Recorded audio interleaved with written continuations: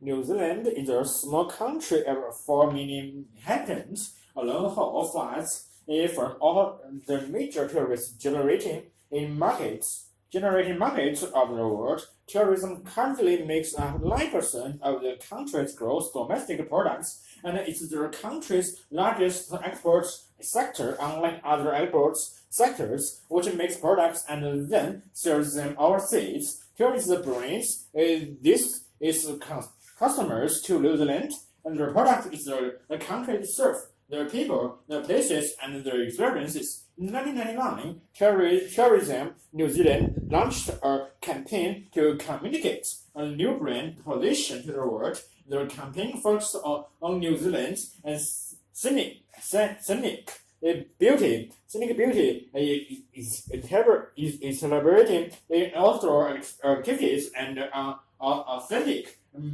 moderate culture, and it's made New Zealand one of the strongest national brands in the world. A key feature of the campaign was their website www.newzealand.com, which provided potential visitors to New Zealand with a single gateway to everything the destination had to offer. The heart of the websites was the database of tourism services operators, both those based in New Zealand and those based abroad, which offered tourism service to the country. Any tourism-related business could be listed by filling a simple form. This means that even the smallest bed and breakfast address or specialist activity provider could gain a wide presence with access to an audience of long-haul visitors. In addition, because participating businesses were able to update the details they give on a regular basis, the information provided remained accurate, and to maintain and improve standards, Tourism New Zealand organized a scheme whereby organizations appeared on their websites underwent independent evaluation against assess a great national standards of quality. As part of this, the effects of each business on the environment were considered. The communicates the New Zealand experience. The communicates the New Zealand experience. The site also covered features relating to famous people and places. One of the most popular was an interview with former New Zealand All Blacks rugby captain Ken Amgar. Another feature that attract a lot of attention was an interactive journey through a number of the locations chosen for blockbuster films, which had made use of New Zealand's stunning scenery as a backdrop. As the site developed, additional features were added to help independent travelers devise their own customized itineraries to make it easier to plan modern holidays. The site cataloged the most popular driving routes in the country, highlighting different routes according to the season and indicating distance and times. Later, a traveler planner feature was added, which allowed visitors to click and bookmark a place or attractions they were interested in, and then view the results on the map. The travel planner offered suggested routes and public transport options between the chosen locations. There were also links to accommodation in their area. By registered with the website's users could save their travel plan and return to it later, or point it out to take on their visit. The website also had a Your Words section where anyone could submit a blog of their New Zealand travelers for possible inclusion on their website. The Tourism New Zealand website won 2 YB awards for online achievements and innovation. More importantly, perhaps, the growth of tourism of New Zealand was impressive. Overall tourism expenditure increased by an average 6.9 per year between 1999 and 2004. From Britain, visits to New Zealand grew at an average annual rate of 13% between 2002 and 2006, compared to a rate of 4% overall for British visits abroad. The website was set up to allow both individuals and travel organizations to create itineraries and travel packages to suit their own needs and interests. On the website, visitors can search for activities not solely by geographical location, but also by the particular nature of the activity. This is important as research shows that activities are the key driver of visitor satisfaction, contributing 74% to visitor satisfaction, where transport and accommodation account for the remaining 26%. The most activities that visitors undertake, the most satisfied they will be. It has also been found that visitors enjoy cultural activities most when they are interactive, such as visiting a Mara meeting in ground to learn about the traditional Maori life, and many long-haul travelers enjoy such learning experiences, which provide them with stories to take home to their friends and family. In addition, it appears that visitors to London don't want to be one of the crowd and find activities that involve only a few people more special and meaningful. It could be argued that New Zealand is not a typical destination. New Zealand is a small country with a vital economy composed mainly of some businesses. It is generally perceived as a still English-speaking country with a reliable transport infrastructure. Because of the long-haul flights, most visitors stay for longer, average 20 years, and want to see as much of the country as possible on what is often seen as the lifetime visits. However, the online lessons apply elsewhere. The effectiveness of a strong brand, a strategy based on unique experiences, and a comprehensive and user-friendly website. We will know how it feels. It's impossible to keep your mind on anything. Time stretches out, and all other things you could do seem equally unlikely to make you feel better.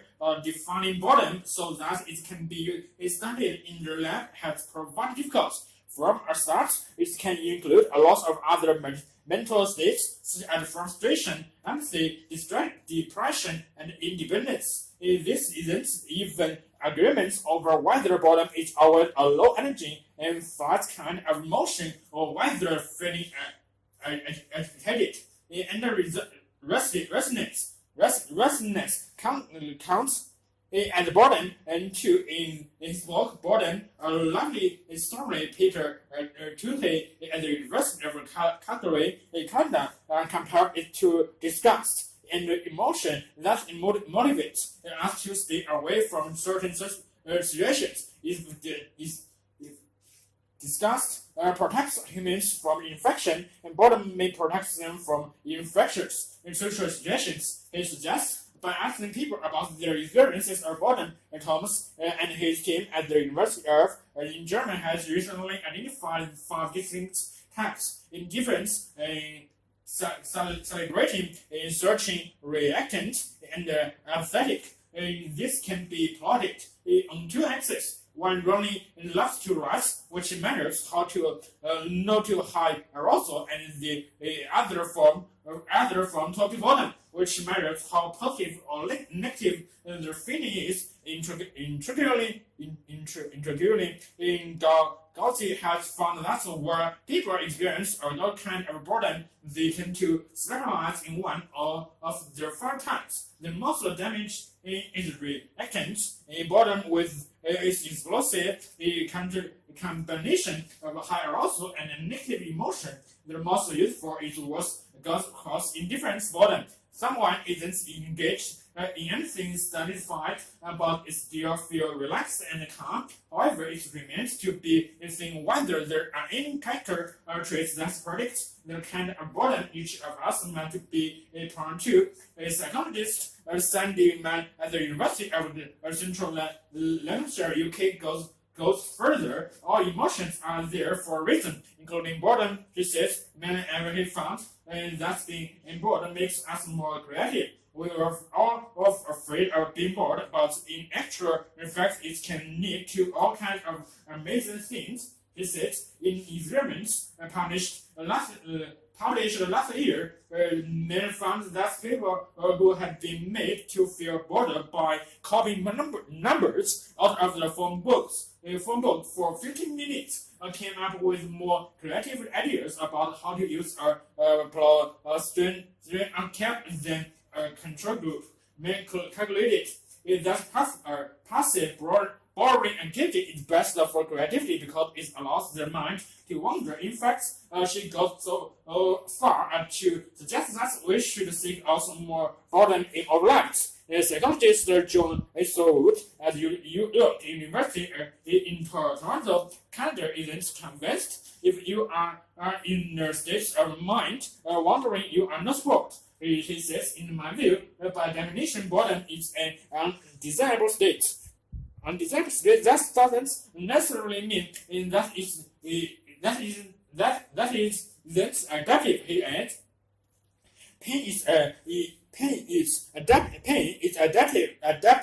If we didn't have physical pain, bad things would happen to us. Does that mean that we should actively cause pain? No, but if boredom had evolved to help us survive, it can still be toxic.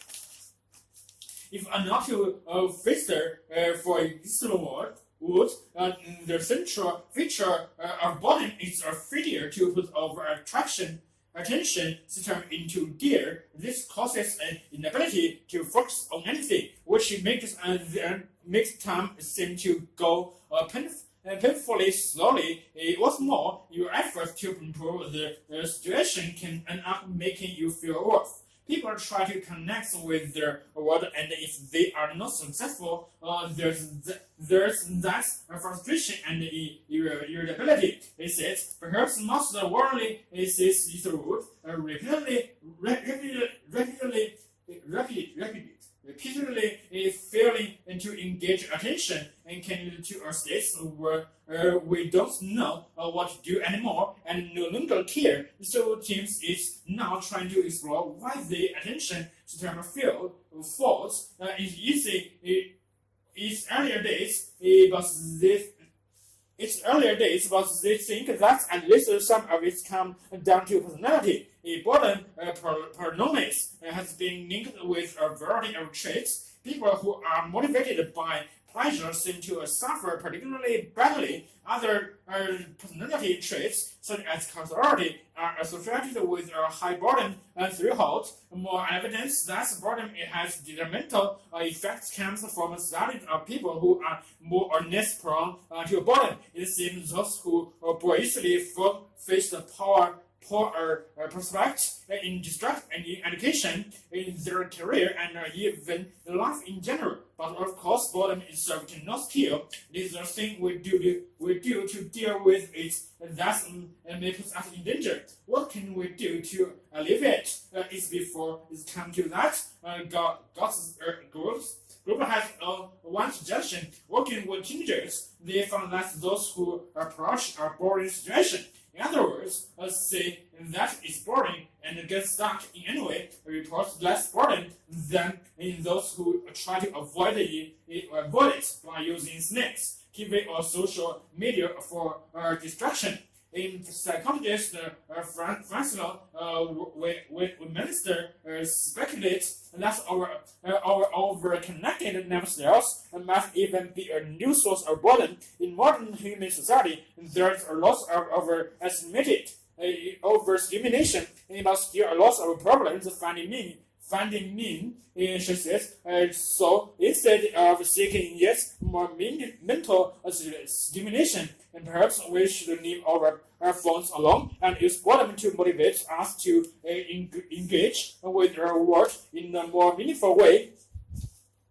The Planting Info is one of the growing number of computer programs which so their makers claim possess creative talent. And classical music by an artificial composer has had audiences erupted and even trickled them into believing a human was behind the score. Artworks painted by a robot had sold for thousands of dollars and been hung on its prestigious galleries, and the software has been built which creates art that could not have been imagined by the programmer. Human beings are the only species to perform sophisticated creative acts regularly. If we can break this process down into computer code, where does that leave human creativity? This is the question at the very core of humanity. Says Good Wiggins, our computational creativity researchers at Goldsmiths, the University of London, is secrets a lot of people. They are worried that it is taking something special away from what is meant to be human. To some extent, we are all familiar with computerized art. The question is, where does the work of the artist stop and the creativity of the computer begin? Consider one of the oldest machine artists around, Robert, that had paintings exhibited in London's Tate Modern and the San Francisco Museum of Modern Art. Around can pick up a paintbrush and paint on canvas on its own. Impressive, perhaps, but it's still a little more than true to realize the program's own creative ideas.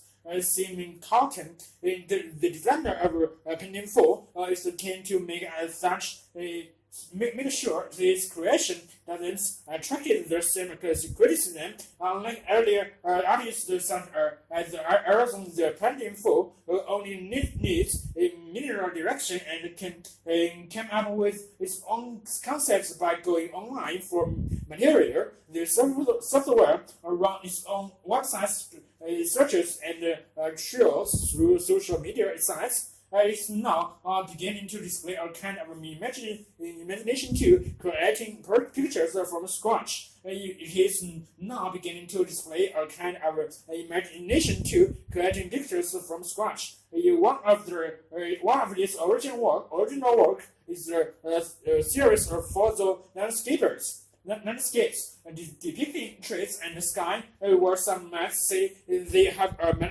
mechanical look.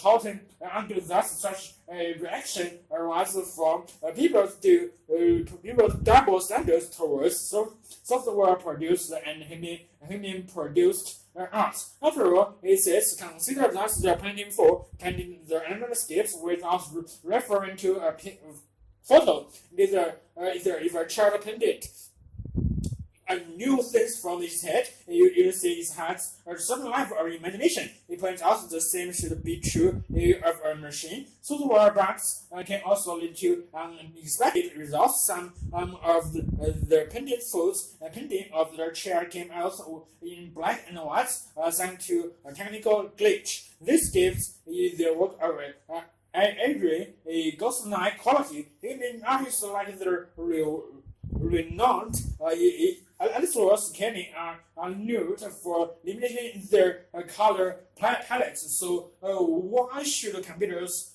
be any different? Researchers like Cotton don't believe it is the right to measure machine. It is right to measure machine creativity directly to that of human who have had millennia to develop our skills. Others, though fascinated by the prospect that a computer must create something originally and subtle as our best artists. So far, only one has come close. Composer David Cope invented a program called Experiments in Music Intelligence, or EMI. It not only did EMI grace composition and income style, but also that of the most revered classical composers, including Bach, Chopin, and Mazzica. Audiences were moved to tears, and EMI even fooled classical music experts into thinking they were hearing Jenny Bach.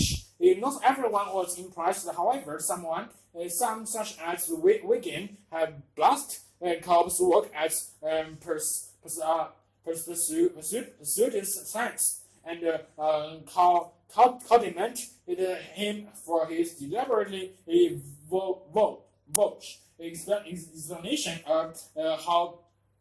explanation of how their software worked. Meanwhile, Dawkins Hospital of Indiana University said EMI created replicas which still rely completely on the original artist's creative impulses. When audiences found out the truth, they were often outraged with Cobb and one music. They never even tried to punch him. And such controversy, Cobb destroyed EMI vital databases. So why did so many people love the music? Yes, recall when they discovered how it was composed, studied by computer scientist David of university provided a cue. He asked about experts musicians and non-experts to assess 6 compositions. The participants weren't told before whether the tones were composed by humans or computers, but were asked to guess and then with how much they liked each one. People who thought they composed was a computer tend to dislike the piece more than those who believed it was human. This was true even among the experts, who must have been expected to be more objective in their analysis. Where does this prodigious came from? Paul Bullock of Yale University has a suggestion. He reckons parts of the pleasure we get from the art stems from the creative process behind the work. This can give it a irresistible essence. Since meanwhile, experiments by Justin in country of New York University have shown that people's enjoyment of an artwork increases if they think more time and efforts were related to create it. Similarly, in Carlton thinks that when people experience art, they wonder what the artist must have been thinking or what the artist is trying to tell them. It seems obvious, therefore, that with computers producing in art, this speculation is cut short. There's nothing to explore, but as technology becomes increasingly complex, finding those greater depths in computer art could become possible. This is precisely why Carlton asked their painting for to tap into online social media networks for its inspiration. Hopefully, this way it will choose themes that will already be meaningful to us.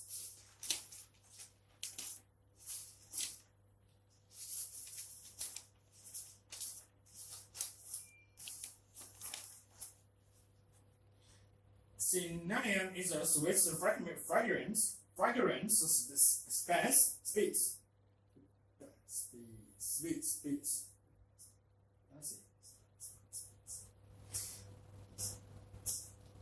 It produced from the inner band of tree of the gene, which is native to Indian subcontinent, is learned in biblical times, and it's mentioned in several books of the Bible about ingredients that were mixed with oil for anointing in people's bodies, and also as a token indicating friendship among lovers and friends. In ancient Rome, mourners attending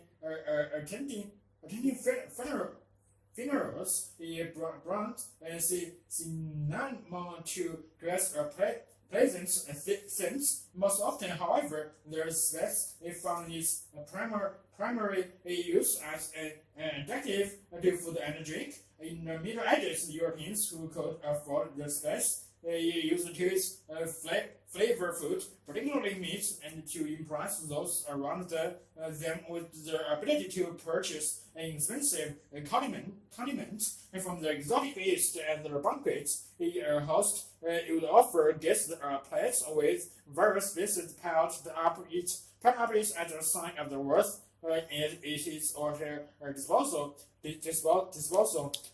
Cinnamon was also reported to have health benefits and was thought to cure various ailments such as indigestion. Towards the end of the Middle Ages, the European middle classes began to desire the register of elite, including their consumption of spices.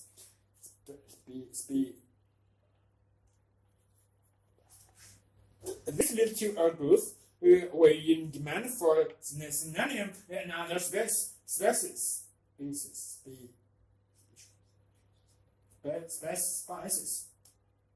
At that time, cinnamon was transported by Arab merchants who closely guarded the secrets of the source of the spice from potential rivals. They took it from India, where it was grown on camels via overland routes to the Mediterranean. Their journey ended when they reached Alexandria. European traders sailed there to purchase their supply of cinnamon and then brought it back to Valence. The spices then traveled from the great trading city to markets all around Europe. Because the overland trade routes allowed for only small quantities of the spice to reach Europe, and because of Valence, it had a virtual monopoly of their trade, the Valentines could set their price of cinnamon extraordinarily high. This prices, coupled with the increasing demand, spurred the research for fuel routes to Asia by Europeans eager to take part in their spice trade, seeking their high profits promised by their cinnamon markets. Portuguese traders arrived on the island of Canary in the Indian Ocean towards the end of the 15th century. Before Europeans arrived on the island, the states had organized the cultivation of cinnamon. People belonging to their ethnic group called the Salagama would appear their back of young shoots of the cinnamon plant in the rainy season, and when their white back were more peelable during the peeling process, they cut their bark into stick shape. Still accessed with their spice today, the cinnamon then give their finished product to their king as a form of tribute. When the Portuguese arrived, they needed to increase the production significantly, so enslaved many other members of the Canadians' native population, forcing them to work in the cinnamon harvesting. In 1518, the Portuguese built a front on canyon, which enabled them to protect the island, so having them to develop a monopoly in the cinnamon trade and generate very high profits in the late 16th century. For example, they enjoyed a tenfold profits when shipping cinnamon on a journey of a day from Spain into India. When the Dutch arrived off the coast of southern Ireland at the very beginning of the 17th century, they set their sights on displacing the Portuguese as king of cinnamon, and the Dutch allied themselves with Candy, an inland kingdom in return for payments of elephants and cinnamon. They protected the native camp from the Portuguese. By 1640, the Dutch broke the 150-year Portuguese monopoly when they overran and occupied their factories. By 1658, they had permanently expelled the Portuguese from the island. thereby getting control of their nucleative cinnamon trade in order to protect their hold on their markets. The Dutch, like their portraits before them, treated their native inhabitants harshly because of the need to boost production and satisfy Europeans' ever-increasing attacks for cinnamon. The Dutch began to alter their harvesting practices of the cinnamon. Over time, their supply of cinnamon trees on their island became nearly exhausted due to systematic stripping of their bark. Eventually, the Dutch began cultivating their own cinnamon tree to supplement their diminishing number of wild trees available for use. Then, in 1906, the English arrived in Ceylon, thereby displacing the Dutch from their control of the cinnamon monopoly. By the middle of the 19th century, production of cinnamon reached 1,000 tons a year. After a lower grade quality of the species, it became acceptable to European taste. By that time, cinnamon oil began growing in other parts of the Indian Ocean region and in the West Indies, Brazil, and not only was a monopoly of cinnamon become impossible, but the space trade overall was diminishing in economic potential and was eventually superseded by the rise of trade in coffee, tea, chocolate, and sugar.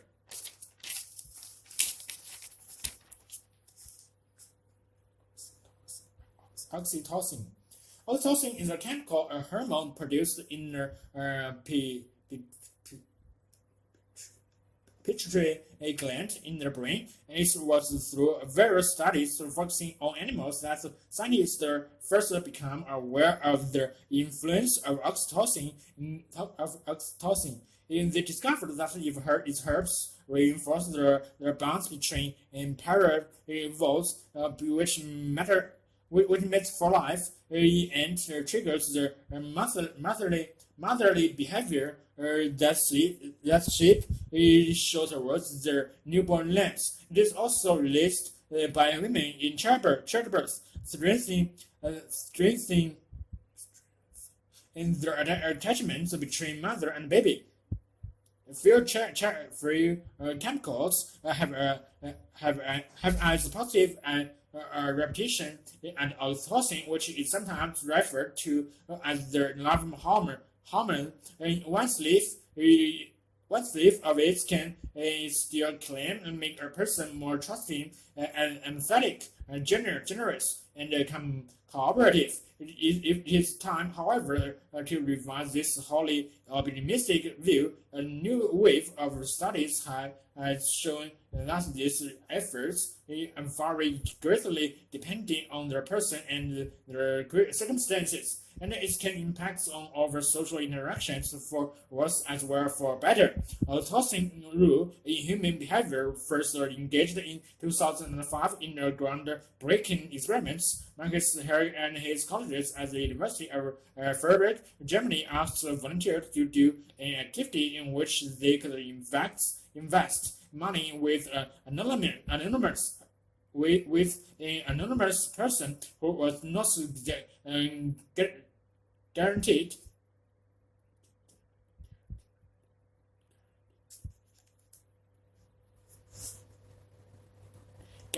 to be honest. The team found that participants who had received oxytocin via nasal spray beforehand invested more money than those who received a placebo instead. And the study was the start of research into the effects of oxytocin on human interactions. For 8 years, it was quite a long-term field. Because now everyone is interested. These follow-up studies have shown that after a sniff of the hormone, people become more charitable, better at reading emotions on others' faces, and as communicating controversially in arguments together, the results fueled their view that oxytocin universally enhanced the positive aspects of our social nature. Then, after a few years, controversial findings began to emerge. Simon Shirley taught at the University of Harvard. He found that when volunteers played a competitive game, those who inhaled their hormone showed more pleasure when they beat other players, and feels more envy when other one was more. Administering oxytocin also has sharply contrasting outcomes depending on the person's disposition. Jennifer Barnes from Mountain School of Medicine, New York, found that it improves people's ability to read emotions, but only if they are not very socially adept to begin with. Her research also shows that oxytocin in fact reduces cooperation in subjects who are particularly anxious to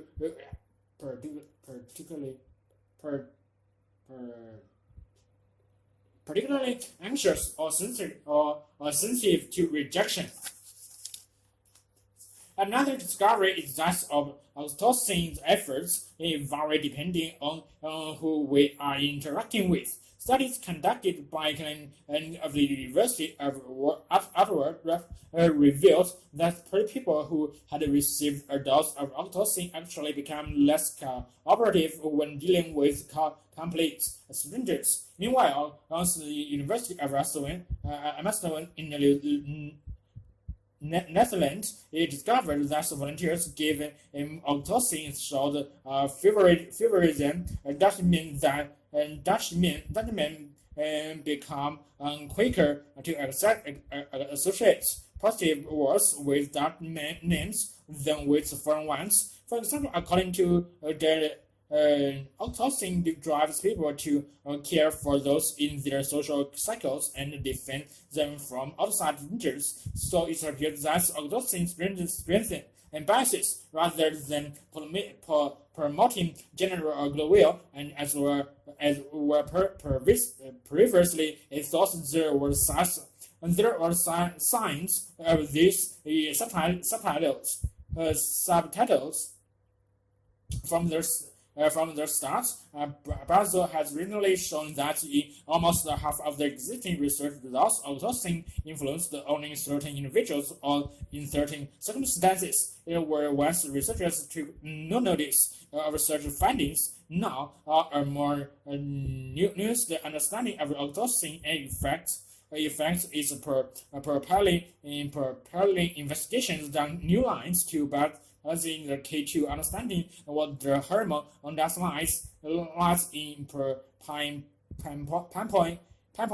pinpointing its core function rather than in cataloging its simply illness effects. There are several hypotheses which are not mutually exclusive. Oxytocin could help to reduce anxiety and fear, or it could simply motivate people to seek out social connections. She believes that oxytocin acts as a chemical spotlight that shines on social clues, shifts in posture, a flicker of their eyes, a dip in their voice, making people more attuned to their social environment. This would explain why it makes us more likely to look others in the eye and improves our ability to identify emotions, but it could also make things worse for people who are overly sensitive or prone to interpreting social clues in their words or light.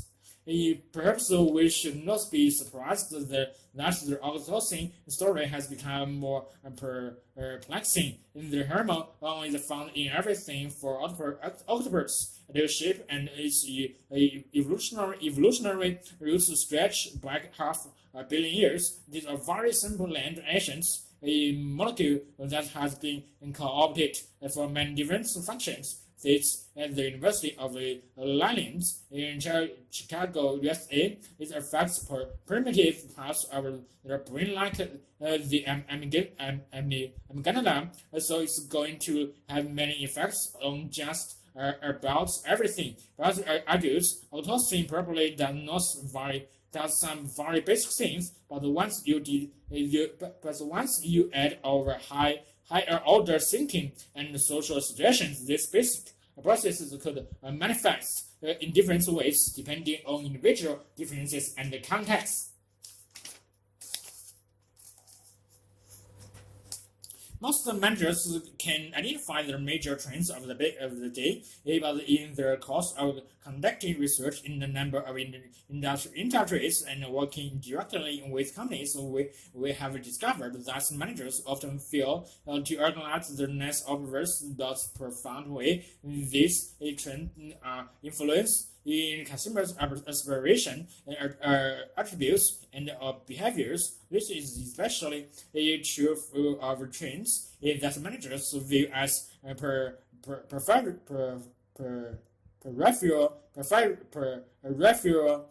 to their core markets. And many include trends in their innovation strategies or adapt ways and say approach and let competitors take the lead as a minimum such responses mean missed profits opportunities at their extreme. They can jeopardize a company by ceding into rivals the opportunity to transform their industry. The purpose of this article is twofold: to spur managers to think more extensively about the industry, about how trends could endanger new value propositions in their core markets, and to provide some high-level advice on how to make market research and product development personal more adept at analyzing and exploiting trends. One strategy known as influence and argument is to design a product or service that retains in most of the attributes and functions of existing products in their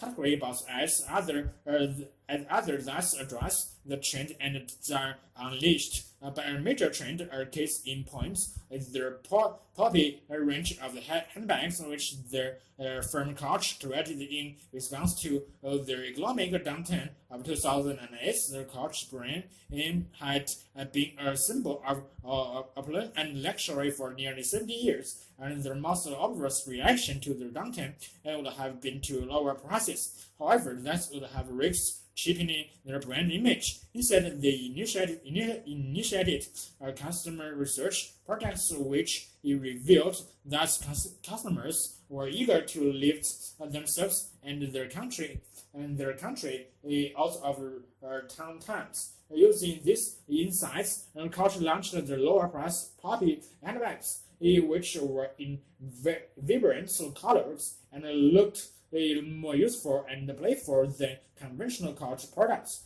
creating their sovereign allowed Coach to evade across the branch price cuts. Its contrast to their many companies that responded to the recession and by cutting price. Coach saw the new customer mindsets and their opportunity for innovation and renewal. A first example of this structure was the supermarket Tesco response to consumers' growing concern about the environment, which, with that in mind, Tesco, one of the world's top 5 retailers, introduced the Greener Living program, which demonstrates the company's commitment to protecting the environment by involving consumers in ways that produce tangible results. For example, Tesco consumers can accumulate points for such activities as rescuing bags, reusing bags, recycling in cans and printer cartridges, and buying home insulation materials like points earned on regular purchases. And then these green points can be redeemed if a cash. Tesco has not abandoned its traditional retail offerings, but augmented its business with these innovations, and thereby infusing its value proposition with a green stick. A more radical strategy is combined and transcend. This entails combining aspects of the product's existing value proposition with attributes addressing changes arising from a trend, and to create a novel experience and that may land the company in the entirely new market space. At the first glance, spending resources to important elements of a seemingly irrelevant trend into one's core offering sounds like this hardly worthwhile, but consider like the next move to integrate the digital revolution into its reputation and for high performance athletic footwear. In 2006, they teamed up with technology company Apple to launch the Nike Plus digital sports kits comprising a sensor that's attached to their running shoes and a wireless receiver that connects to the user's iPod. By combining Nike's original value proposition for amateur athletes with one for digital consumers, the Nike Plus sports kit and a web interface moved the company from focusing on athletic apparel to a new plane of engagement with its customers. A third approach, known as cultures and reformed, involves developing products or services that stress the value traditionally associated with a category in ways that allow consumers to oppose or at least temporarily escape from the aspects of trends they view as undesirable products that are accomplished. This is the ME2, a video game created by Canada's toys by referring the toy categories association with physical play. The ME2 counter-reacted some of the widely perceived negative impacts of digital gaming devices. Like other handheld games, the device featured a host of exciting interactive games for color LCD screen and advanced 3D graphics. What size is a part, what that is incorporated. The traditional physical component of children's play is contains a parameter which track and awarded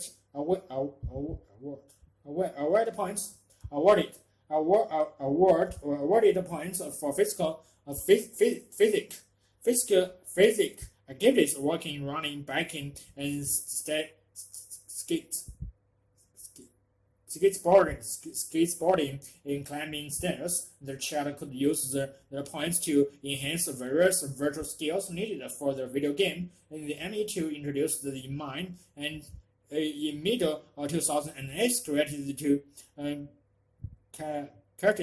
to kids huge desire to play video games were countering in their negatives such as association with lack of exercise and obesity. Once you have gained perspective on how trend related changes in customer opinions and the behaviors impacts on your category, you can determine which of our three innovation strategies to pursue when your category's basic value proposition and continues to be meaningful for consumers. influenced by their trends, the infuse and the argument strategy will allow you to reinvigorate in their category. If analysis reveals increasing disparity between your category and consumers' new focus, your innovation need to transcend their category to integrate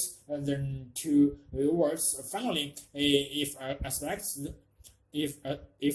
of the category clash with undesired outcomes of a trend, such as association with unhealthy lifestyles, there is an opportunity to counteract those changes by reaffirming the core values of your category. Trends, technology, economic, environmental, social, or political that affect how people perceive the world around them and shape what they expect from products and services present firm with unique opportunities for growth.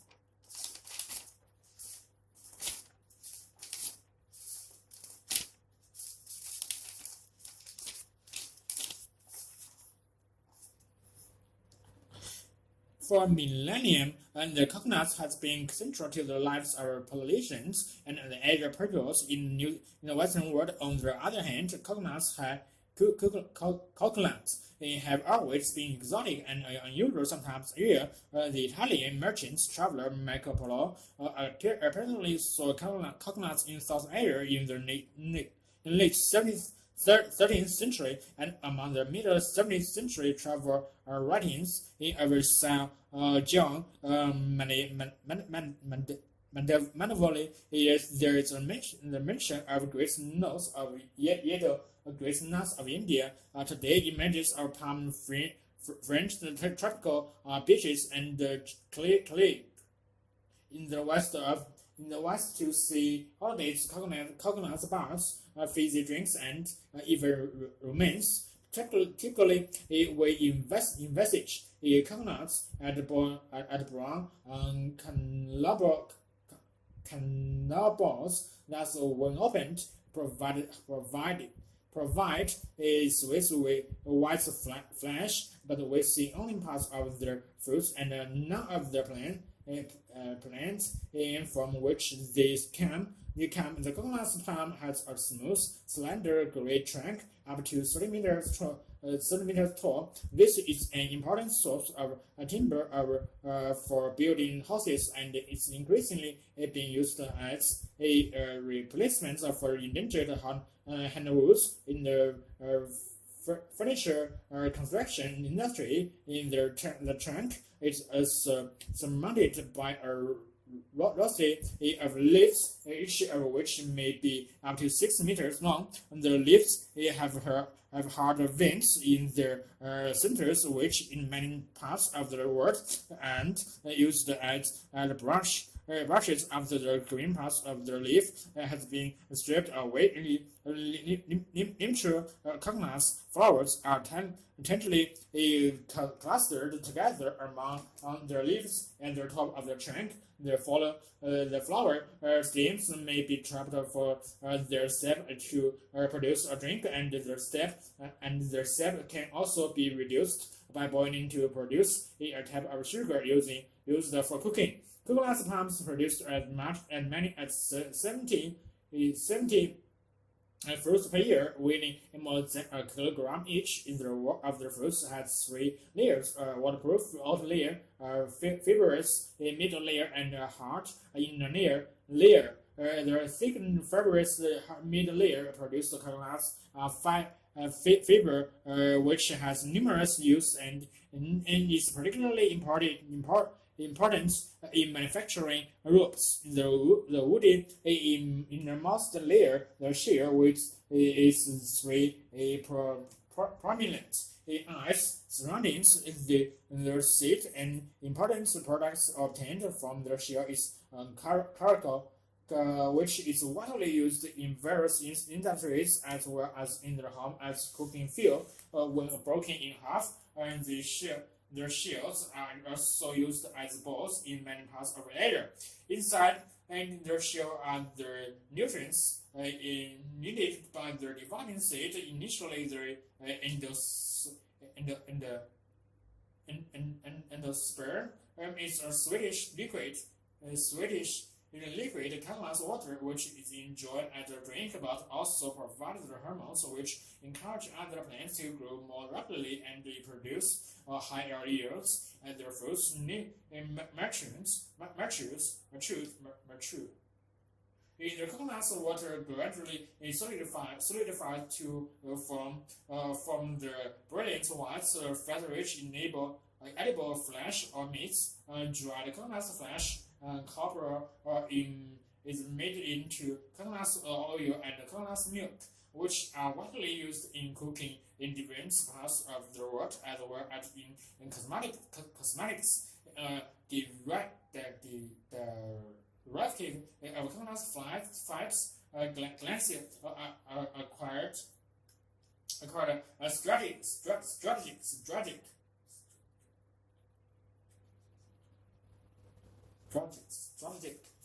importance in the quest difference sphere as a Fred Nobel introduced the world to his new literature-based invention and their biology would appear to make colonize the great maritime voyages and coastal colonize of the planet's world. The large energy-rich fruits are able to float in water and tolerant salts, but could not remain viable in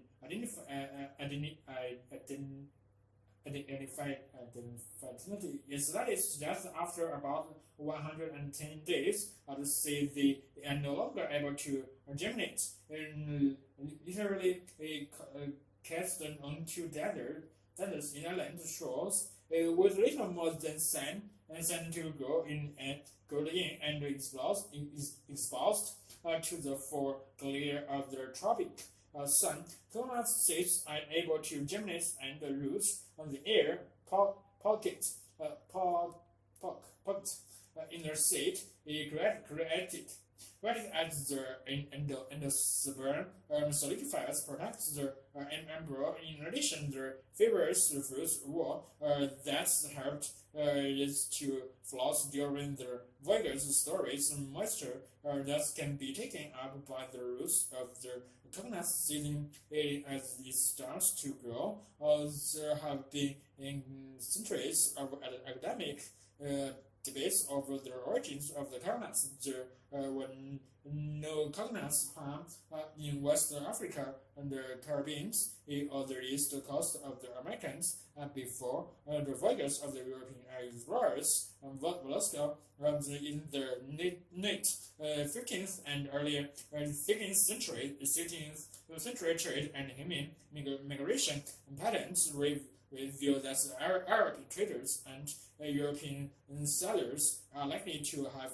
moved coconuts from South and Southeast Asia to Africa and then across the Atlantic to the east coast of America. But the origin of coconuts discovered along the west coast of America by 13th century settlers, it has been the subject of centuries of discussion. To diametrically opposed origins have been proposed. That they came from Asia, or that they were native to America. But suggestion have a problem. In Asia, there's a large degree of coconuts diversity and evidence of millennium of human use, but there are no relatives growing in the wild. In America, there are close coconut relatives, but no evidence that coconuts are indigenous. These problems have led to introducing suggestion that coconuts originated on coral islands in the Pacific and were disappeared from there.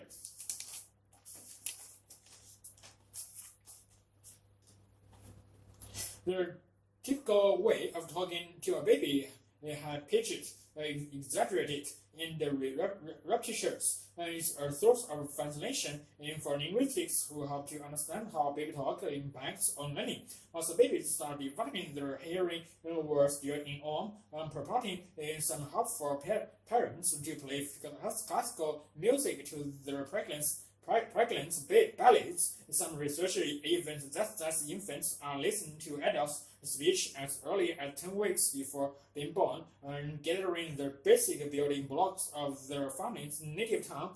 Early language explorers seem to have benefit to the brain. For instance, studies suggest that bodies raised in bilingual homes are better at learning how to mentally prioritize information. So, how does the switch if sometimes absorbed sound of infants directed speech influenced a baby's development. Here are some recent studies that explore the science behind the baby talk.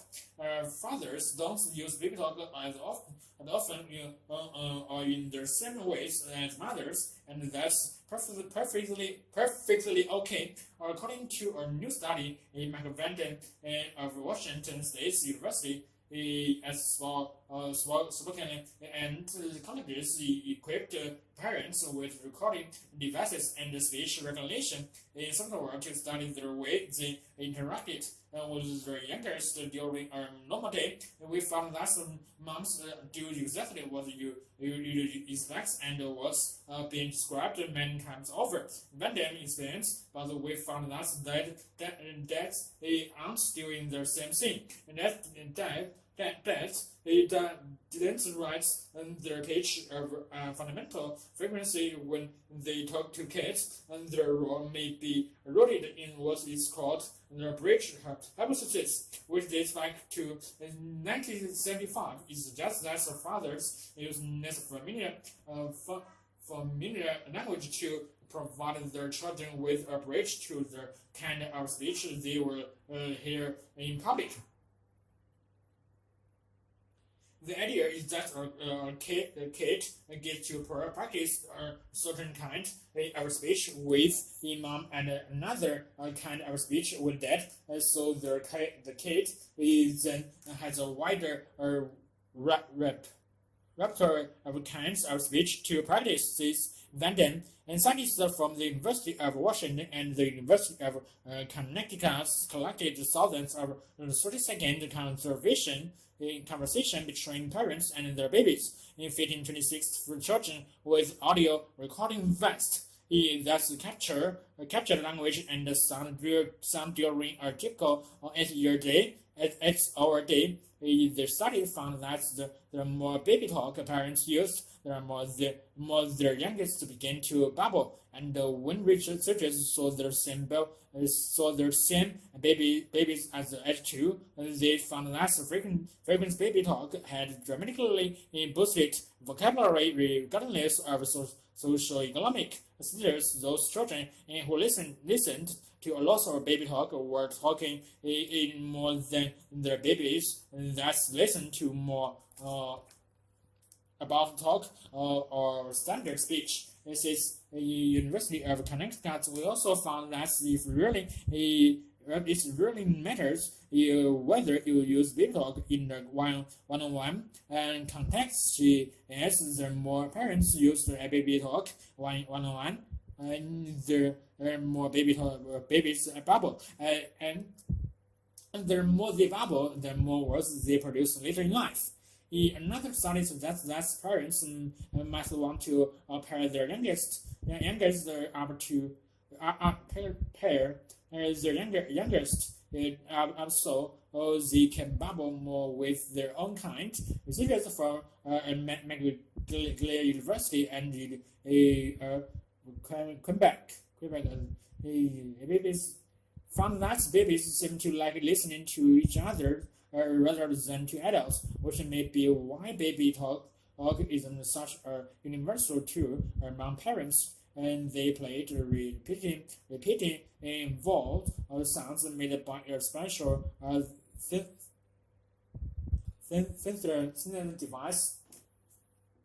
that mimicked sounds made by either an adult's womb or another baby. In this way, only the impacts of the auditory cues was observed. The team is then measured how long each type of sound held the infant's attention. They found that the infant sounds held the baby's attention nearly 40% longer.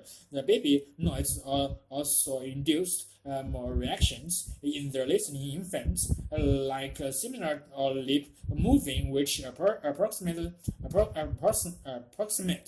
sound making. In the team theories, that this attraction into other infants sounds could help launch the learning process that leads to speech. It may be some property of sound that is just drawing their attention, said the study co-author Linda Polika, or maybe they are really interested in that particular type of sound because they are starting to focus on their own ability to make sounds. We are speculating here, but it must catch their attention because they recognize it as a sound they could possibly make. In a study published in Proceedings of the National Academy of Sciences, a total of 75 babies from two slightly different age groups, 7 months and 11 and a half months, were played a number of syllables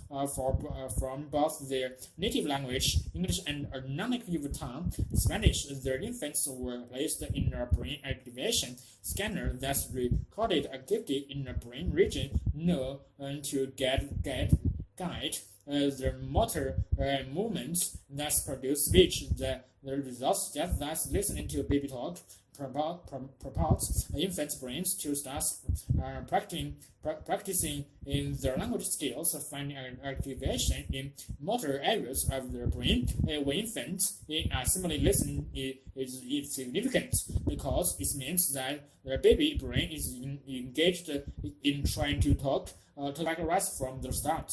And just that 7-month-old brains are already trying to figure out how to make the right movements that will produce words. This co-author another interesting finding was that where the 7-month-olds responded to all speech sounds regardless of language, the brain of the older infants worked harder at the motor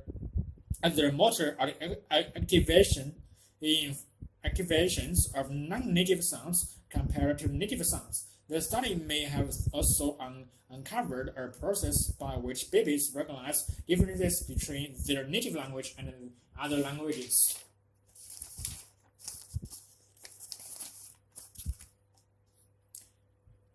The Harappan civilization of Asian Pakistan and India flourished 5,000 years ago, but 1,000 years later, their cities were abandoned. The Harappan civilization was a sophisticated Bronze Age society who built cities and trade internationally in luxury crafts, products, and is meant to have left almost no depictions of themselves of their lack of self-imagery at the time when the Egyptians were carving and painting representations of themselves all over their temples is only part of the mystery. There's plenty of archaeological evidence to tell us about the rise of the Harappan civilization, but relatively little about its fall. Advanced archaeologist Dr. Cameron of the University of Cambridge at the population increased the city were built that had great breadth. Crafts workshops in places and held laid out the distinct sectors. Houses were arranged in blocks with wide main streets and narrow alleyways, and many had their own wards and drainage systems. It was very much a thriving civilization. Then around 2100 BC, transformation began. Streets went uncleaned, buildings started to be abandoned, and the ritual structures fell out of use after their final dismissal. A millennium passed before really large-scale cities appeared once more in South Asia. Some have claimed that major glacier-fed rivers changed their course, dramatically affecting their water supply and agriculture, or that their cities could not cope with an increasing population. They exhausted their resource base, their trading economy broke down, or they scrambled into invasion and conflicts, and yet others that climate change caused environmental change that affect food and water provision. It is unlikely that there was a single cause for the decline of their civilization, but the fact is, until now, we have had little solid evidence from their area for most of the key elements, said Pertrees. A lot of their ideologies or debates has really only been were argued as speculation. A research team led by Pertree, together with Dr. Hindu University in India, found earlier in their investigation that many of their archaeological sites were not where they were supposed to be, completely altering understanding of the way that this region was inhabited in the past. When they carried out a survey of how the larger area was settled in relation into sources of water, they found inaccuracy in their published geographical locations of the ancient settlements, ranging from several hundred meters to many kilometers. They realized that any attempts to use the existing data were likely to be fundamentally flawed over the course of several seasons of field work. They carried out new surveys, finding an astonishing 198 settlements sites that were previously unknown. In now, research published by Dr. M. Distings and Professor David Arnold from Cambridge's Department of Earth Science has provided the first definitive evidence for climate change affecting the plains of northwestern India, where hundreds of herpetogen sites are known to have been studied.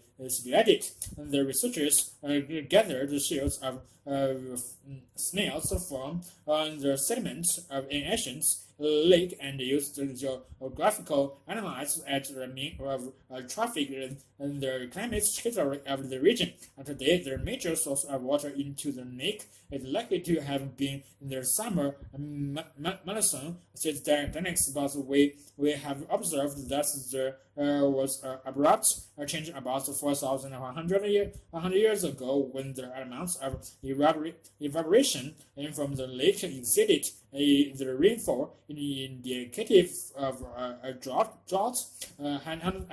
We estimate that the weekly of the Indian summer monsoon climate lasts about 2,200 years before recovering into the previous conditions, which was still you see today. It has long been thought that other great Bronze Age civilizations also declined at a similar time, with a global scale climate events being seen as the cause, where it is possible that these local scale processes were linked. And the real archaeological interest lies in understanding the impacts of these larger scale events on different environments and different populations, considering the vast area of the civilization with its variable weather systems events, it's essential that we obtain more climate data from areas close to the two great cities and also from the India Patriots and the science teams is now examining archaeological records and trying to understand details of how people led their lives in the region 5 millennia ago. They are analyzing grains cultivated at their time and trying to work out whether they were grown under extreme conditions of water stress, and whether they were adjusting the combination of crops they were growing for different weather systems. They are also looking at whether the types of poultry used and other aspects of their material culture were distinctive to specific regions or were more similar across larger areas. This gives us insights into the types of interactive network that the population was involved in and whether those are changed.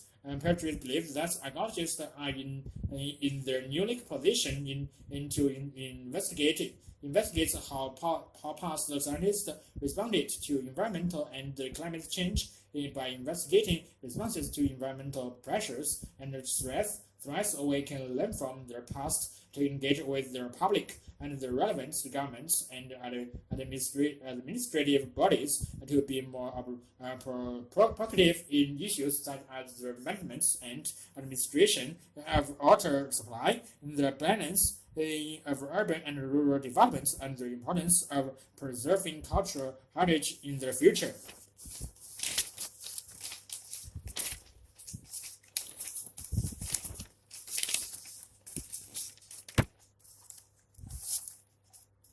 The 19th century was a period of great technology development in Britain, and for shipping, the major change was from wind to steam power, and from wood to iron and steel. The first commercial sailing vessel of all time was clippers. The three master ships built to transport goods around the world, although some also took passengers from the 1840s until 1896 when the Suez Canal opened and steam propulsion was replacing sail. Clipper dominated the world trade of the manual builds. Only one has survived more or less interacts. Cartisock now on display in Greenwich, southeast London. Cartisock new name comes from the point time centered by the Scottish poet Robert Burns, and him a farmer is chased by a witch called Lenny, who is wearing a Cartisock and on the Scottish name for a short nephrite. The witch is depicted in Cartisock's figurehead, the carving of a woman, and typically at the front of all the sailing ships in legend, and is Burns' poem. Witches cannot cross water, and so this was a rather strange choice of a name for a ship. Cartisock was built in Dumbarton, in Scotland, in 1869 from a shipping company owned by John Wills to carry out construction, and was produced a new shipbuilding firm, Scotland, and they ensured that the contracts with them put him in a very strong position. In the end, their firm was forced out of business, and the ship was finished by a competitor. Wills companies was active in the trade between China and Britain, and were a speed could bring ship owners both profits and prestige. So Cartisock was designed to make their journey more quickly than any other ship. In the maiden voyager in 1870, they set sail from London, carrying large amounts of goods to China. She returned laden with tea, making the journey back to London in 4 months. However, Cartisock never lived up to the high expectations of her owner as a result of bad wind and various misfortunes. On one occasion, in 1872, their ship and a rival clipper Thermopylae the left port in China on the Sunday, crossing the Indian Ocean. Cartisock gained a lead of over 400 miles, but then her rudder was severely damaged in a stormy seas, making her impossible to steer. the ship's crew had their daunting task of repairing the rudder at the sea and only succeeded at their second attempt. And Kawasaki reached London after Therapy. Steamships posed a growing threat to clippers as their speed and cargo capacity increased. In addition, the opening of the Suez Canal in 1869, the same year that Kawasaki was launched, had a serious impact where steamships could make use of quick, direct routes between the Mediterranean and the Red Sea. The canal was of new use to sailing ships which needed the much stronger wind of the oceans, and so had to sail a far greater distance. Steamships reduced their journey time between Britain and China by approximately 2 months. By 1878, tea traders were then interested in Kawasaki, and instead they took on the much less prestigious work of carrying any cargo between any two ports in the world. In 1880, violence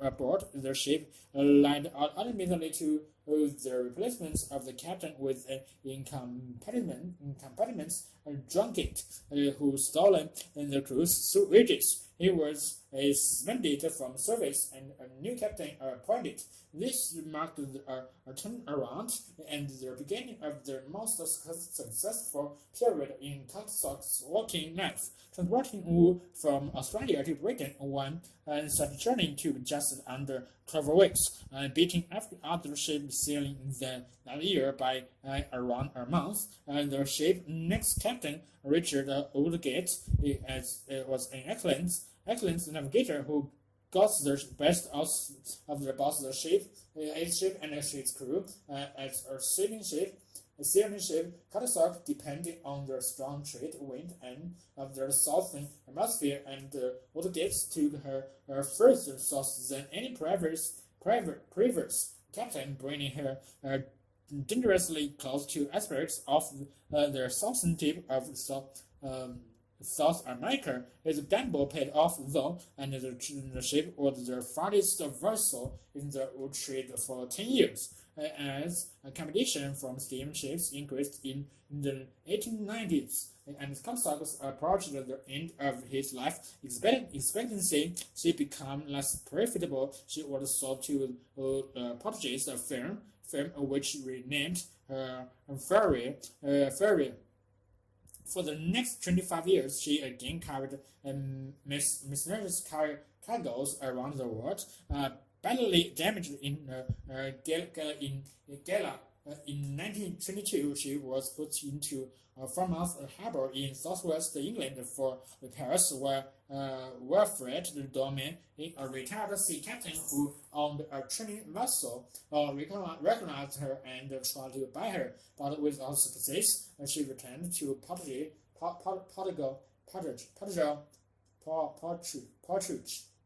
and was sold to another Portuguese company.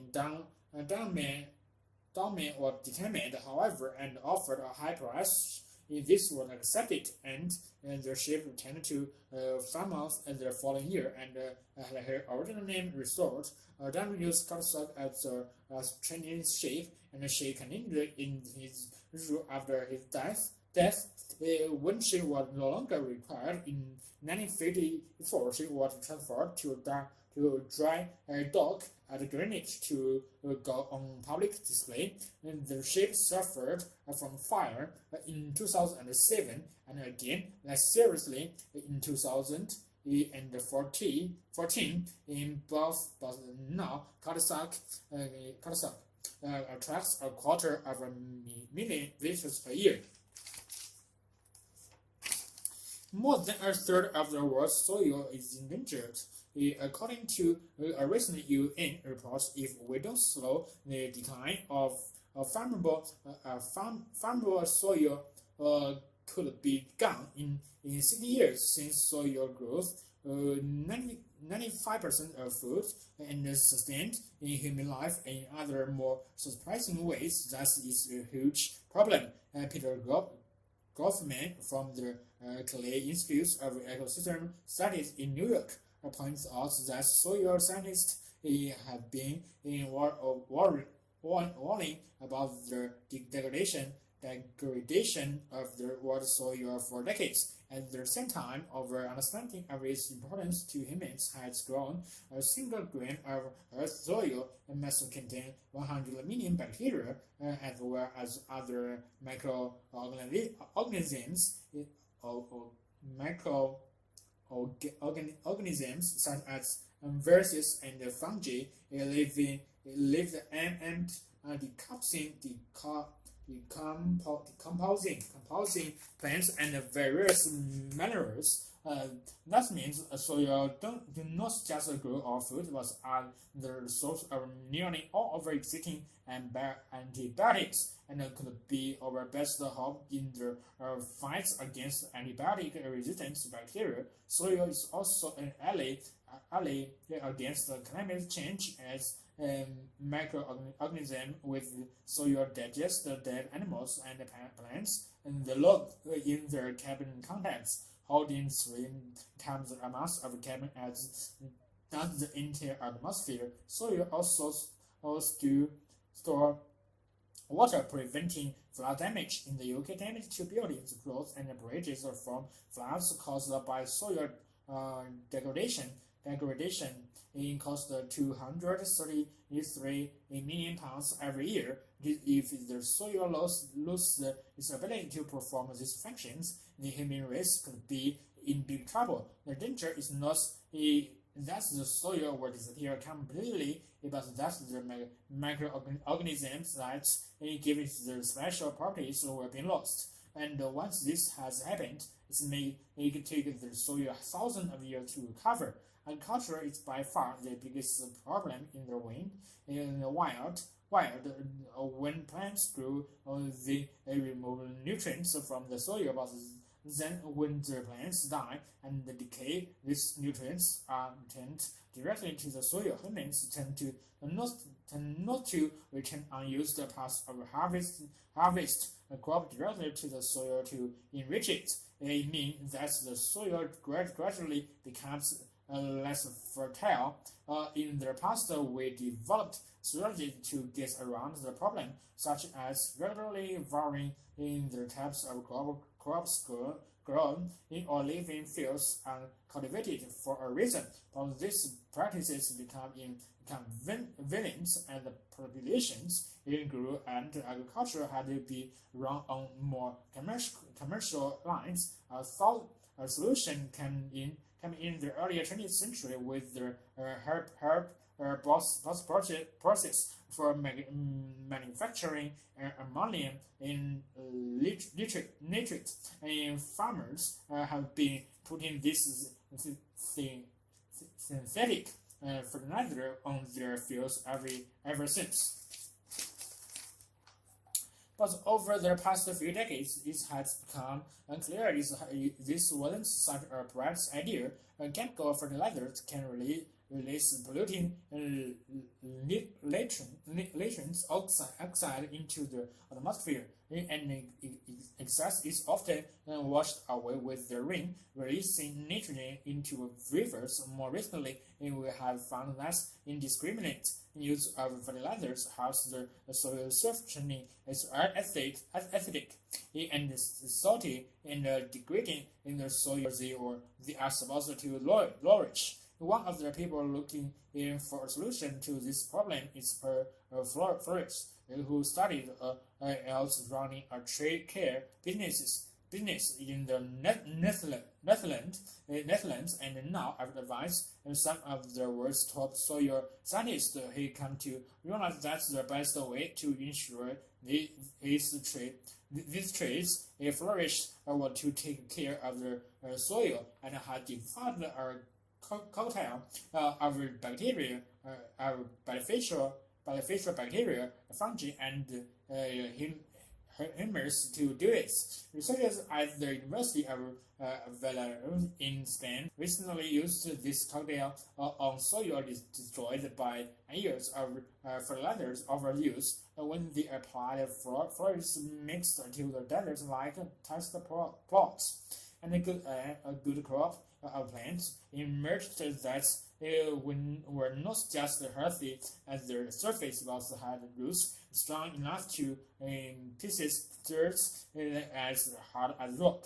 And the few plants that grew in the control plots filled with traditional fertilizers were small and weak.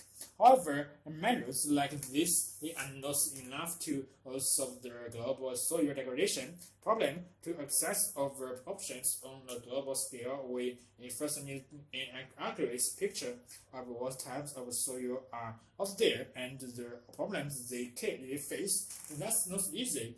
For one thing, there's no great international system for classifying soil in attempts to unify the different approaches. The EU has created the Global Soil Map Project. Researchers from 9 countries are working together to create a map linked to a database that can be fed measurements from field surveys, drone surveys, stateless imagery, lab analysis, and so on to provide real-time data on the state of the soil. Within the next 4 years, they aim to have mapped the soil worldwide to the depth of 100 meters, with the results freely accessible to all. But this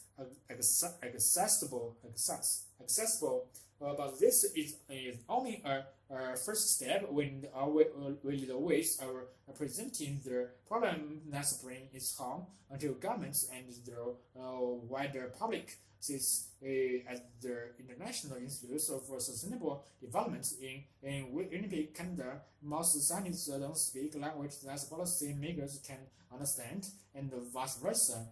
Scientists, Tusk and her colleagues have proposed a goal of zero net degradation, and like the idea of carbon neutrality. It is an easily understood target that can help shape expectations and encourage action. For seals on the brink, that may be too late. Several researchers are agitating for the immediate creation of protected zones for endangered soils. One difficulty here is to define what these areas should conserve. Area where the greatest soil diversity is present, or areas of unspoiled soils that could act as a future benchmark of quality. Whatever we do, if we want our soil to survive, we need to take action now.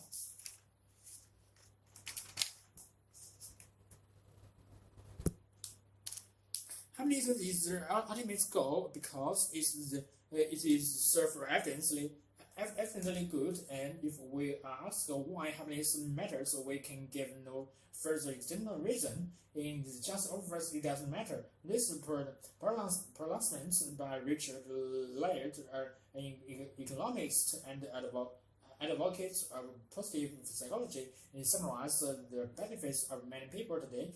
For Laird and others like him, it is obvious that the purpose of government is to promote a state of collective well-being. The only question is how to achieve it, and here positive psychology supports the science that not only identifies what makes people happy, but also allows their happiness to be measured, can show the way.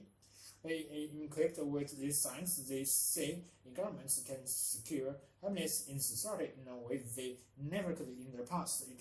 It is astonishing, crude, and simple mind a way of thinking, and for that very reason, in reason increasingly popular. Those who think in this way are obviously to the vast philosophical literature in which the meaning and the value of happiness have been explored and questioned, and rise as if nothing of any importance had been in thought, though on the subjects until it's come to their and rise as if nothing of any importance had been in thought on the subject until it's come to their attention. It was the philosopher who was more than anyone else responsible for the development of this way of thinking. For Bentham, it was obvious that the human good consists of pleasure and the absence of pain. The Greek philosopher Aristotle may have identified happiness with self-realization in the 4th century BC, and the thinkers throughout the ages may have struggled to reclaim the pursuits of happiness with other human values. But for Bentham, all this were mere metaphysics of fiction, without knowing anything much of him or the school of moral theory he established. Since they are by education and in her natural conviction in lyrics in the history of ideas of anecdotes of positive psychology, follow in his tracks in rejecting in as automated and irrelevant pretty much of the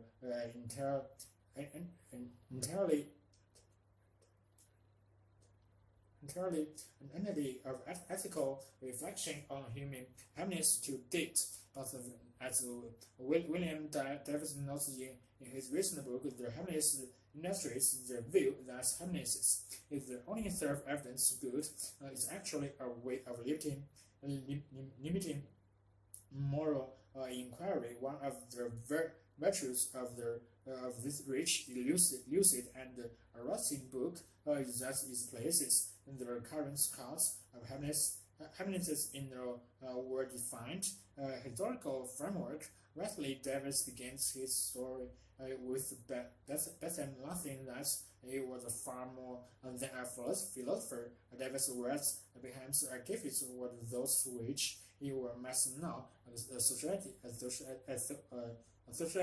with a public sector management consultants. In the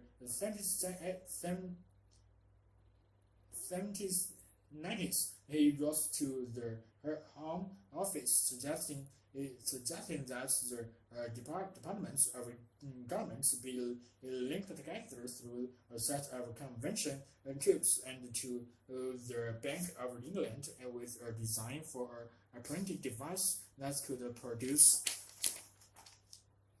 unforgettable banknotes. He drew up plans for them to keep previously such as meats, fish, fruits, and vegetables fresh. He celebrates the design for a prison to be break as a penalty in which prisoners would be kept in solitary confinement, so were being invisible at all times to be guards were very adapted.